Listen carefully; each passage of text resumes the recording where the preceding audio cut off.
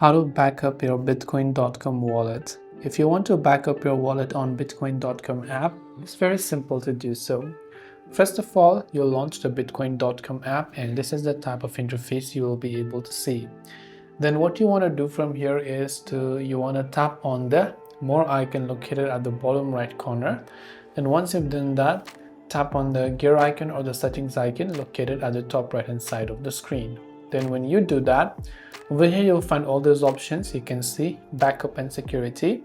Tap on backup and security option. Now you can do a manual backup, which means you'll have your recovery phrase which you can store somewhere without showing them to anybody, or you can back up to cloud. Cloud means if you're using iCloud, then it will back up to iCloud, or Google Drive, then it will back up to your Google Drive. So tap on iCloud backup and then you can continue with the Google Drive if you're using on Android. And then you'll be able to back up your bitcoin.com wallet to your Google account, which is your cloud backup, and tap the continue option to be able to confirm the changes.